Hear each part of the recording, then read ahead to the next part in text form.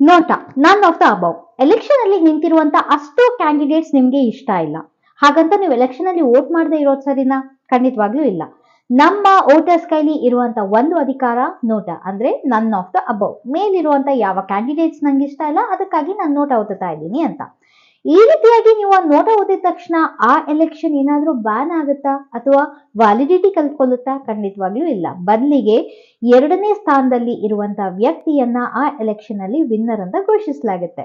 ಹಾಗಂದ್ರೆ for example 1 lakhs votes ಅಲ್ಲಿ 99,000 ಜನ ನೋಟ ಒತ್ತಿದ್ರೆ, ಎರಡನೇ ವ್ಯಕ್ತಿ ಯಾರು 900 ಅಥವಾ 950 ವೋಟ್ ಅನ್ನ ತಗೊಂಡಿರ್ತಾರೋ ಅವರು ಆ ಒಂದು ಎಲೆಕ್ಷನ್ ನ ವಿನ್ನರ್ ಆಗಿ ಹೊರಹೊಮ್ತಾರೆ. ಈ ರೀತಿಯಾಗಿ ಮಾಡಿರೋದನ್ನ ಖಂಡಿಸಿ ಶಿವ್ ಖೇರಾ ಅನ್ನೋ ಒಬ್ರು ಆಕ್ಟಿವಿಸ್ಟ್, ರೈಟರ್ ಸುಪ್ರೀಂ ಕೋರ್ಟ್ ನಲ್ಲಿ ಒಂದು ರಿಟ್ ಅರ್ಜಿಯನ್ನ ಹಾಕ್ತಾರೆ. ಈ ರೀತಿಯಾಗಿ ಯಾರು ನೋಟ ಒತ್ತಿ ಎಲೆಕ್ಷನ್ ಅಲ್ಲಿ ಭಾಗವಹಿಸಿರ್ತಾರೋ, ನೋಟ ಒತ್ತಿದ ನಂತರ ಉಳಿದಂತ ಅಭ್ಯರ್ಥಿಗಳು ಯಾರಿರ್ತಾರೆ ಅವರನ್ನ 5 ವರ್ಷ, ಮುಂದಿನ 5 ವರ್ಷ ಎಲೆಕ್ಷನ್ ಅಲ್ಲಿ ಭಾಗವಹಿಸದೆ ಇರೋ ತರ ನೀವು ಆರ್ಡರ್ ಅನ್ನ ಪಾಸ್ ಮಾಡಿ ಅಂತ ಸುಪ್ರೀಂ ಕೋರ್ಟ್ ನಲ್ಲಿ ಅರ್ಜಿಯನ್ನ ಸಹ ಹಾಕಿದ್ದಾರೆ. ಹಾಗಾದ್ರೆ ನಿಮ್ಮ ನಿಲುವೇನು?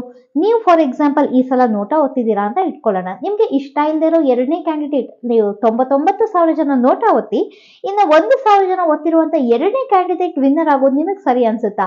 ಇದರಲ್ಲಿ ನಿಮ್ಮ ಪಾಯಿಂಟ್ ಆಫ್ ವ್ಯೂ ಏನು, ನಿಮ್ಮ ಒಪಿನಿಯನ್ ಏನು ಅಂತ ನನಗೆ ಕಮೆಂಟ್ಸ್ ಮೂಲಕ ತಿಳಿಸಿ ಅಂತ ಹೇಳ್ತಾ, ಈ ಮಾಹಿತಿ ನಿಮ್ಮೆಲ್ಲರಿಗೂ ಹೆಲ್ಪ್ಫುಲ್ ಆಗಿದೆ ಅಂತ ತಿಳ್ಕೊಳ್ತಾ ನನ್ನ ಪೇಜ್ ಅನ್ನ ಫಾಲೋ ಮಾಡಿ, ಹಾಗೆ ಯೂಟ್ಯೂಬ್ ಅನ್ನ ಸಬ್ಸ್ಕ್ರೈಬ್ ಮಾಡಿ ಅಂತ ಹೇಳ್ತಾ ನಾನು signing off. Manasa Vasudev. Thank you all.